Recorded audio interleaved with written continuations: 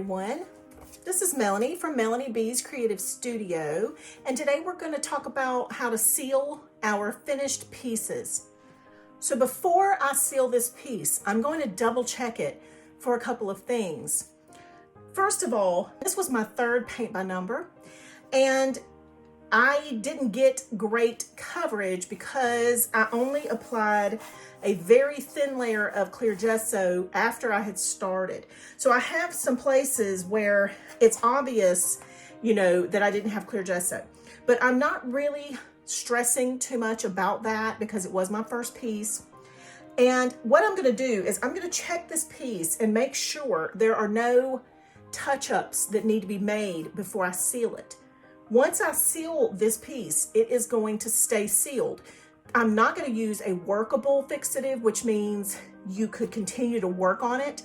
I'm using either a satin spray sealer from Krylon that is a UV archival protective type of spray, or I'm going to use the Schipper Gloss Varnish. So I'm going to talk about each of those different sealants for your pieces, and that way you'll have a couple of options.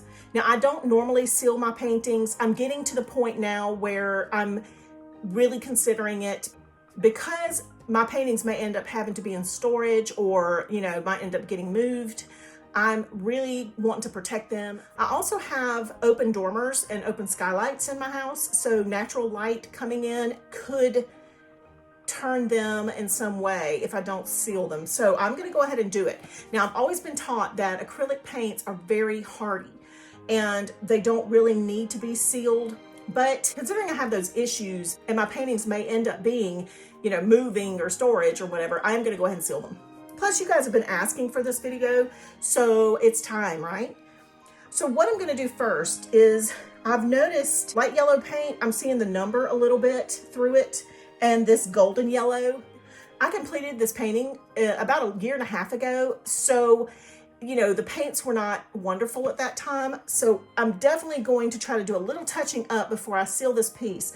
And I also noticed, and this is funny, I noticed, and I can't even find it now, I had totally skipped this one cell, a number 16, and right here, there's a number 22. So I don't know how I did that, but again, I was a newbie, so we all have those little issues. Now, another thing I want to point out, I lined this thing up meticulously before I started to stretch it on a stretcher bar. And what I used was just the frame from the 16 by 20 set of value canvases I got from Michael's. I had taken the canvas that was already on it off just to frame it that way. Really, you guys, you can leave that existing canvas on the frame if you want. I took it off because I'm going to use it for another project. So in my first How to Stretch Your Own Canvas video, you'll notice that I left the canvas that was on the stretcher bar to begin with.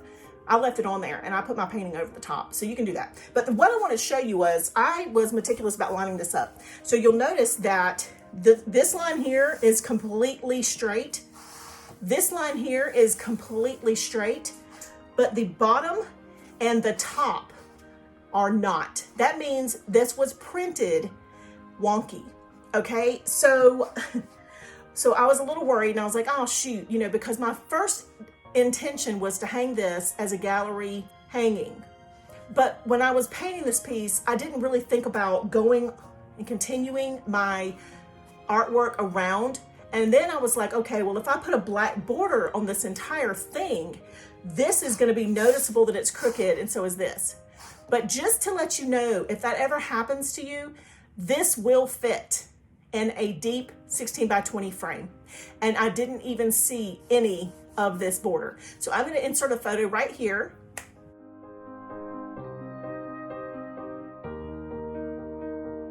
And show you what I mean by that. So you see how beautiful that frame fits it. Well, I would probably put a black frame or a brown frame on this. I happen to have that white one from that prior video, so I just went ahead and showed you that it would fit perfectly. And it was so snug that I really am not gonna have to use what we call offsets to attach it to my frame. So that was a good thing. All right, so what I'm gonna do first before I seal is I'm going to perfect anything that needs to be perfected. Correct any mistakes that might be noticeable. Now, you guys, when you put a paint by number on the wall and you step back 3 feet, if you can't see it, then you don't have to fix it. So in order to touch up a couple of these paints, what I'm going to use is going to be the Schipper 36-piece acrylic paint set that I got. And these paints are what I'm going to make work for these openings that I need to fix. The original paints from this kit I have saved. I do not know where they are. They're probably mixed in with a bunch of others.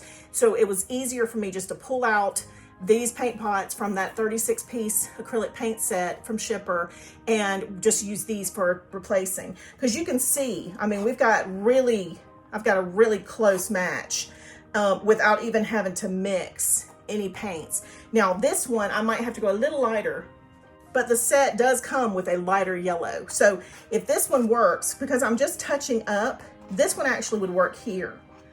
There's a little different yellow here. So I'm not going to repaint everything that was yellow. I'm only going to touch up the ones that have the number showing. And let me tell you something, guys, nobody's going to know that this yellow over here is slightly different from this yellow over here. You know what I'm saying? If I don't touch one of those up, it's not going to matter because nobody's going to notice that. So that's what I'm going to do. I'm going to be right back and we're going to seal this piece once I have touched up everything, and I will be back. Okay, so I've done a few touch-ups and you would probably never notice it because the paints that I chose were almost exactly the same color. So it worked out great. I filled in the 2 little spots over here that I didn't know which color, so I just picked one that was in that same vicinity and went with that. So what I'm gonna do is I have 2 different sealants. One is a gloss and one is a satin.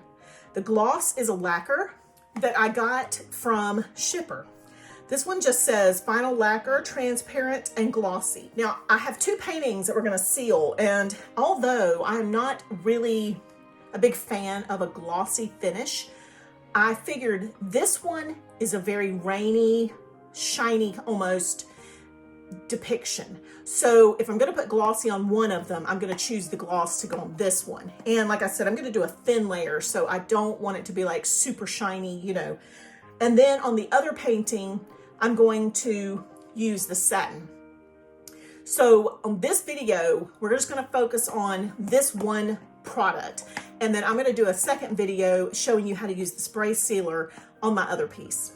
So let's get started. So the box actually comes with a small paintbrush like this one for brushing the product on.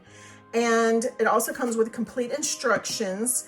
So I'm gonna read a little bit of this to myself right quick, just to make sure that I don't do anything that is kind of against their suggestions. So what I've done is I've gotten one of these little souffle cups, and I think this one's a 2-ounce cup, and I'm just gonna pour a little bit of this lacquer into this container. When I first open this, before I open it, I wanna make sure I shake it per the instructions.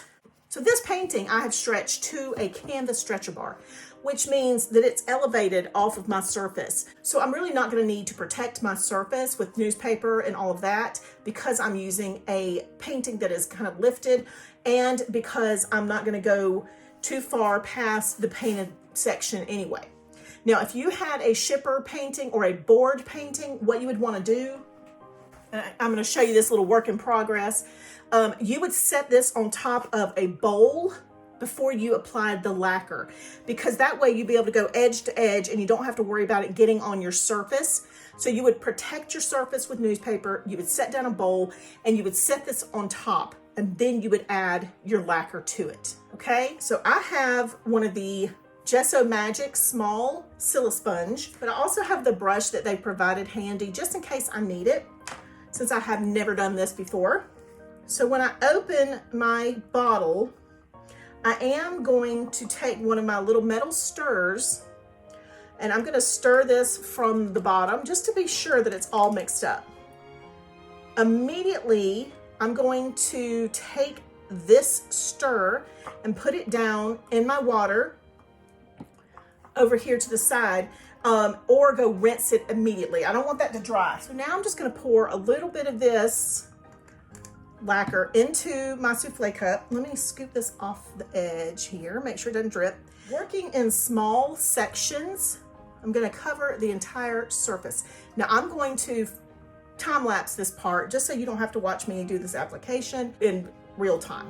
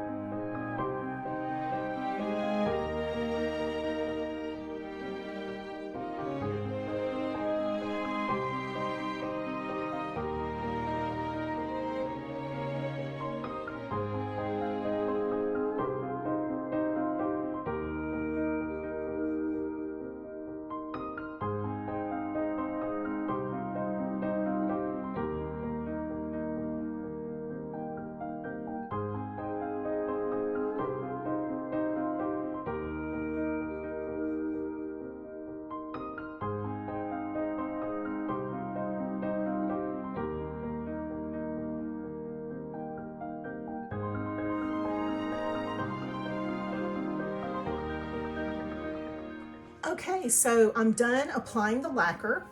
The first thing I did after I finished applying it, I went immediately and I washed all of the tools that I used during the process. So you may have noticed I used the small Gesso Magic, and then I also used this little brush they gave me, and I used the large Gesso Magic. And I found that the smaller Gesso Magic worked the best. Now the little brush would have been okay. I think it did leave brush strokes, which I think would have kind of evened out as this dried, but I did immediately get 2 brush hairs on the piece. So I went ahead and just stopped using it and went back to the smaller Scylla brush. Then when I used the large Scylla brush, I didn't feel like it was flexible enough, and the little one was perfect. It's like extra squishy. So yeah, like a breast implant, I would imagine. And so this one for some reason gave me the best application. Now, what we do from here is I'm gonna allow this to dry for 1 hour. I'm not gonna mess with it. If I wanted to put on a second layer of the lacquer, I would come back in 12 hours and I could do another layer then. I feel like my personal preference is gonna be 1 layer unless this dries and it's kind of uneven, and then I may go ahead and do another layer just to make things, you know, nice and smooth.